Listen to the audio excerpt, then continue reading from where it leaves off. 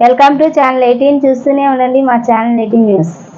అన్నా క్యాంటీన్లను త్వరలో ప్రారంభిస్తున్నట్లు పశ్చిమ ఎమ్మెల్యే సుజనా చౌదరి ప్రకటించారు. పేద ప్రజల ఆకలి తీర్చేందుకు అప్పటి టీడీపీ ప్రభుత్వం ఏర్పాటు చేసిన అన్నా క్యాంటీన్లు కక్షపూర్తంగా వైసీపీ ప్రభుత్వం రద్దు చేసిందని ఆరోపించారు. 42వ డివిజన్లో ఉన్న అన్నా క్యాంటీన్ భవనాన్ని పశ్చిమ ఎమ్మెల్యే సుజనా చౌదరి సోమవారం సందర్శించారు. క్యాంటీన్ భవనాన్ని పరిశీలించి అన్నా క్యాంటీన్ ప్రారంభించేందుకు కావాల్సిన ఏర్పాటు గురించి చర్చించారు. ఈ సందర్భంగా ఎమ్మెల్యే మాట్లాడుతూ నాటి వైసీపీ ప్రభుత్వం కక్షపూరితంగా టీడీపీ ప్రభుత్వం ప్రారంభించిన అన్నా క్యాంటీన్లు రద్దు చేసి వాటిలో గ్రామ సచివాలయంగా మార్చిందని తెలిపారు. పేదల ఆకలి తీర్చేందుకు మళ్లీ అన్నా క్యాంటీన్లు ప్రారంభిస్తున్నట్లు తెలిపారు.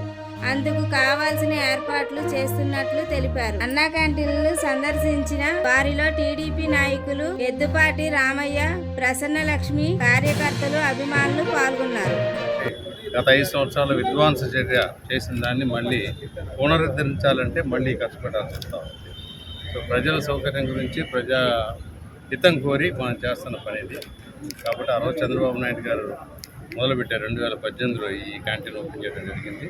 మళ్ళీ దానికి మంచి దశ రాబోతుందని చెప్పాలి. ఇప్పుడు 15 రోజులు పెట్టాలని అన్నా క్యాంటీన్ పునరుద్ధరించేలో భాగంగా ఈరోజు స్థానిక శాసనసభ్యులు సుజనా చౌదరి గారు మన 42, 43 డివిజన్ పరిధిలో ఉన్నటువంటి అన్నా క్యాంటీన్ని నారా చంద్రబాబు నాయుడు చేతుల మీదుగా ప్రారంభించినటువంటి అన్నా క్యాంటీన్ సందర్శించారు.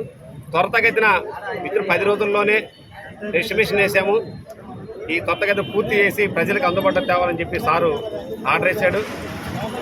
అనుగుణంగానే 10-15 రోజుల్లో మొత్తం కూడా రిపేర్ చేయించేసి ప్రజలకి, పేద ప్రజలకి, అదేవిధంగా ఈ ప్రాంతంలో ఉన్నటువంటి మోటా వర్క్స్ కానీ, హోల్సేల్ మార్కెట్ కానీ, ఐరన్ యార్డ్ మార్కెట్ కానీ ఈ ప్రాంతంలో 2 అన్నా క్యాంటీన్లు ఉన్నాయి. 2 అన్నా క్యాంటీన్లు కూడా పునరుద్ధరణ చేసి ప్రజలకు అందుబాటులో తెస్తాము. మళ్ళా ప్రతి మనిషికి పూటకి 5 రూపాయలేను, మిగతాదంతా కూడా సబ్సిడీ రూపాయలు ప్రభుత్వం భరిస్తుంది. ఇవన్నీ కూడా త్వరలో పూర్తి అవుతాయని చెప్పి ఈ మీడియా ముఖంగా మాజీ కార్పొరేట్ ఏర్పాటు రావాలని నేను చెప్తున్నాను. అది ఓకే.